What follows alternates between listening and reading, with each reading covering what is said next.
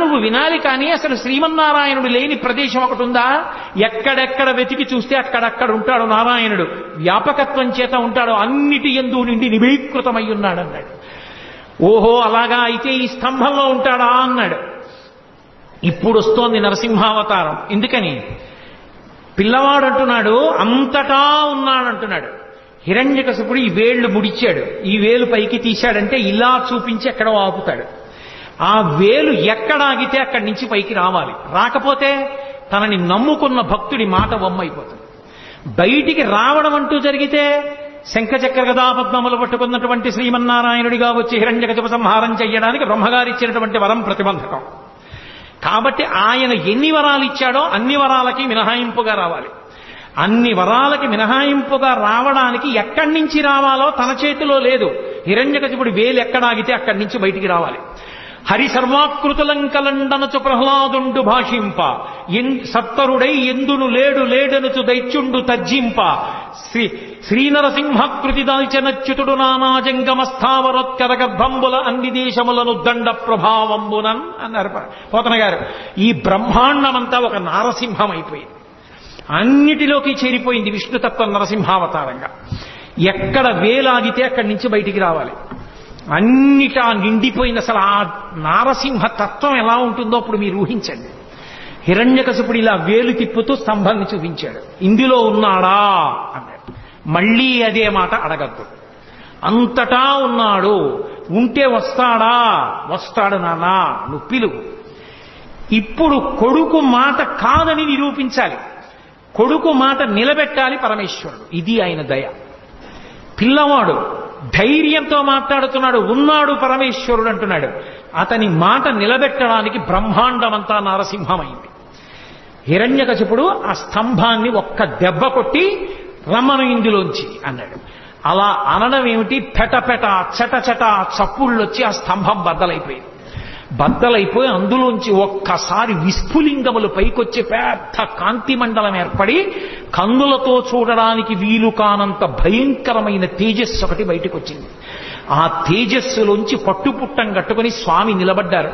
భయంకరమైనటువంటి గర్జన చేస్తుంటే ఆయన పాదములు తీసి వేస్తుంటే ఆయన యొక్క వేగాన్ని ఒత్తిడిని తట్టుకోలేక 1000 పడగలున్నటువంటి ఆదిశేషుడు సార్వభౌమము మొదలైనటువంటి దిగ్గజములన్నీ కూడా భూమి యొక్క బరువుని ఓర్చలేక తలలు వంచేసాయి. ఆయన పాదములలో చక్రరేఖ, శంఖరేఖ, పద్మరేఖ, నాగలి, అమృతభాండము మొదలైనటువంటి దివ్యమైన చిహ్నములు కనపడుతున్నాయి. బలిష్టమైనటువంటి మోకాళ్ళు, ఐరావతం యొక్క తొండం ఎలా ఉంటుందో అటువంటి బలిష్టమైనటువంటి తొడలు, సన్నటి నడుం, దానికి పెట్టుకున్నటువంటి మువ్వల వడ్డాణం, ఆ చప్పుడు చేస్తున్నటువంటి గంటలు, మెడలో వేసుకున్నటువంటి ఆహారాలు, అనంతమైనటువంటి బాహువులు, పైన నృసింహాకారం, సింహం యొక్క ముఖం, పెద్ద పెద్ద దంస్ట్రలు, చంద్రుడి కాంతి ఎలా ఉంటుందో అటువంటి కాంతి, భయంకరమైన వాటిని కూడా తెగబోయగలిగిన నాగళ్ళు ఎలా ఉంటాయో అటువంటి దంతపంక్తి, అదిరి పడిపోతున్నటువంటి పెదవులు, మందర పర్వతానికి ఉండేటటువంటి గుహలు ఎలా ఉంటాయో అటువంటి నాసికారంధ్రములు, పుట్టలోంచి పైకి వచ్చి కోపంతో ఊగుతున్న నాగుపాం ఎలా ఉంటుందో అలా ఆడుతున్నటువంటి నాలుక, గురి చూసి చూస్తున్న కోటి సూర్యుల ప్రకాశంతో వెలిగిపోతున్నటువంటి కన్నులు, నిక్కబొడుచుకున్నటువంటి వెంట్రుకలు, పెట్టుకున్నటువంటి పెద్ద కిరీటం, అనంతమైనటువంటి బాహువులు, అన్ని బాహువుల యందు ఆయుధములు పట్టుకుని మహానుభావుడు అడుగు తీసి అడుగు వేస్తూ వస్తూ పెద్ద గర్జన చేస్తూ తల ఇలా ఊపితే ఆ కేసరములు తగిలి దేవతలు విమానంలో వెడుతున్న వాళ్ళు భ్రంశమై విమానాల్లోంచి కింద పడిపోయి ఆ మేఘములన్నీ కొట్టబడి పర్వతములన్నీ ఘూర్నిల్లి సముద్రములన్నీ పొంగిపోయి భూమండలమంతా కలత చెంది స్వామి నరసింహావతారం వచ్చింది. ఇప్పటి వరకు విష్ణుమూర్తి ఉగ్రతత్వాన్ని పొందనటువంటి వాడు అపారమైనటువంటి కోపంతో తన యొక్క పరమభక్తుడైనటువంటి ప్రహ్లాదుణ్ణి హిరణ్యకశిపుడు నిగ్రహించాడన్న కోపాన్ని ఆపుకోలేక ఉగ్ర నరసింహావతారమై వచ్చాడని లోకమంతా భీతిల్లిపోతే 33 కోట్ల మంది దేవతలు ఆకాశంలో నిలబడి స్తోత్రం చేస్తుంటే హిరణ్యకశిపుడు ఆ వెలుతురు చూడలేక స్వామి చుట్టూ తిరిగి గదాదండంతో కొట్టడానికి ప్రయత్నిస్తుంటే దేవతలు విడిచిపెట్టకుండా సంహరించమంటే ఒక్కసారి పెద్ద గర్జన చేస్తూ గబగబా వెళ్ళి ఆ హిరణ్యకశిపుని యొక్క డొక్కల దగ్గర పట్టుకుని పైకెత్తి కలుగులోకి పారిపోతున్నటువంటి ఎలుకని నాగుపాం పట్టుకుని పడగ పైకెత్తితే ఎలా ఉంటుందో అలా డొక్కల దగ్గర పట్టుకుని పైకెత్తి గడప దగ్గరికి తీసుకొచ్చి ఇంట్లో కాదు బయట కాదు గడప మీద, పగలు కాదు రాత్రి కాదు ప్రదోషవేళ, ఏ ఇతరమైనటువంటి ప్రదేశమునందు కాకుండా పంచ పైకి తీసి తొడల మీద పెట్టుకుని, పంచ కట్టి ఉంటే దిక్కులుంటాయి, పంచ పైకి తీస్తే దిక్కులుండవు. అదొక శాస్త్రం. ఇప్పుడు నేను దాని గురించి వ్యాఖ్యానం కుదరదు. పంచ పైకి తీసి తొడల మీద పెట్టుకుని, ఆ ప్రాణమున్నది కాదు ప్రాణము లేనిది కాదు, జంతువు కాదు పాము కాదు, ఆయుధం కాదు వస్త్రం కాదు శస్త్రం కాదు, రాక్షసులు కాదు దేవతలు కాదు యక్షులు కాదు గంధర్వులు కాదు కిన్నెరులు కాదు కింపురుషులు కాదు నరుడు కాదు జంతువు కాదు, నరసింహమై ఆ గంగానది సుడి తిరిగినట్టుగా ఉన్నటువంటి ఆ నాభి కనపడుతుండగా విశాలమైనటువంటి వక్షస్థలంతో పెద్ద పెద్ద ఆ దంతములతో దంస్ట్రలతో దగ్గరగా చూస్తుంటే ఆయన ముఖం వంక చూసి మృత్యు ఆసన్నమైందని తెలివి తప్పి తలవాల్ చేసినటువంటి హిరణ్యకశిపుణ్ణి తొడల మీద వేసుకొని పెద్దగా పెరిగినటువంటి తన గోళ్లు ఆ కడుపులోకి దింపి చీల్చి ఆ గోళ్లని గొడ్డళ్లుగా చేసి వక్షస్థలంలో ఉన్న ఉరప్పంజరపు ఎముకటన్నింటినీ కోసేసి పటపట విరిచి ప్రేగులు తీసి మెళ్ళో వేసుకుని ధారలుగా కారుతున్న నెత్తురు దోషిళ్లతో పట్టి తాగి కేసరములన్నీ నెత్తుటితో తడిసిపోతే పంచా తాను నెత్తుటితో తడిసి అక్కడ ఉన్న రాక్షస గణములన్నిటినీ సంహారం చేసి పెద్ద శబ్దాన్ని చేస్తూ ఆ ప్రేగులు తీసి మెళ్ళో వేసుకుని గిరగిర తిప్పి డొల్లబడినటువంటి హిరణ్యకశిపుడి శరీరాన్ని విసిరేసి భయంకరాకృతితో నడుస్తుంటే బ్రహ్మాది దేవతలందరూ స్తోత్రం చేశారు. ఏమి నరసింహం, ఏమి అద్భుతం, ఏమి అవతారం!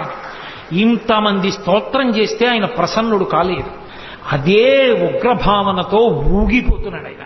ఆ ఊగిపోతున్న ఉగ్రనరసింహుణ్ణి చూసి లక్ష్మీదేవిని పిలిచి, అమ్మా నువ్వు నిత్యానపాయనివి, ఆయన వక్షస్థలంలో ఉంటావు, నిన్ను చూస్తే ప్రసన్నుడవుతాడు తల్లి, దగ్గరికి వెళ్ళమన్నారు. ప్రళయార్కబింబంబు పగిదియున్నది కాని పూర్ణేందు చంద్ర నిభము కాదు.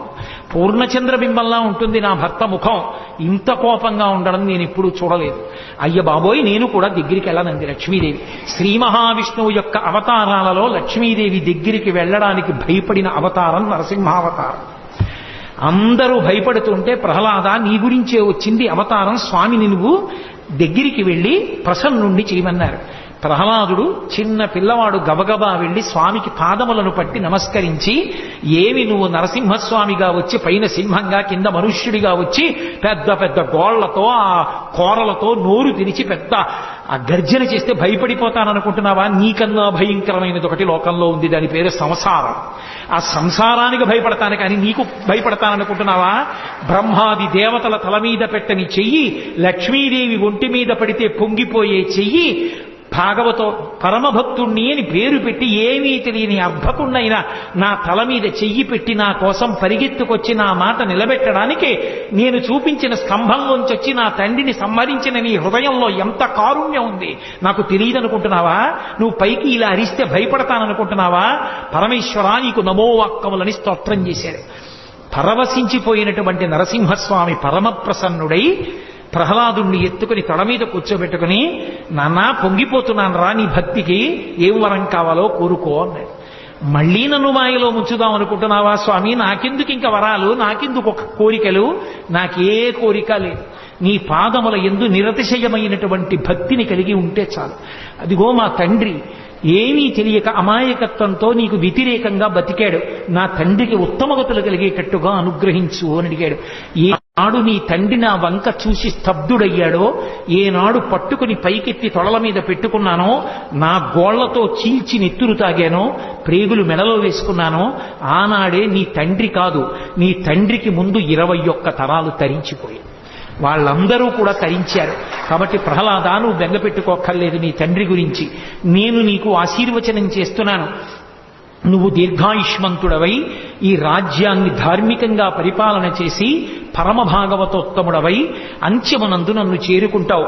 నీ కథ ఎక్కడ చెప్పబడుతుందో, నీ కథ ఎక్కడ వినబడుతుందో అక్కడ నేను ప్రసన్నుడవుతాను, అక్కడ నేను ఎంతో సంతోషిస్తాను. ఆ సభామంటపంలో ఉన్న వాళ్ళందరికీ కూడా నా ఆశీర్వచనము పరిపూర్ణముగా లభిస్తుంది. దాని చేత రోగములు సమసిపోయి వాళ్ళందరూ కూడా ఉత్తమగతులు పొందుతారని ప్రహ్లాదోపాఖ్యానానికి శ్రీ మహావిష్ణువే ఫలశ్రుతి చేశారు. అంత గొప్ప అవతారమైనటువంటి ఈ నరసింహావతారం మన ఆంధ్రదేశంలోనే వచ్చింది. అది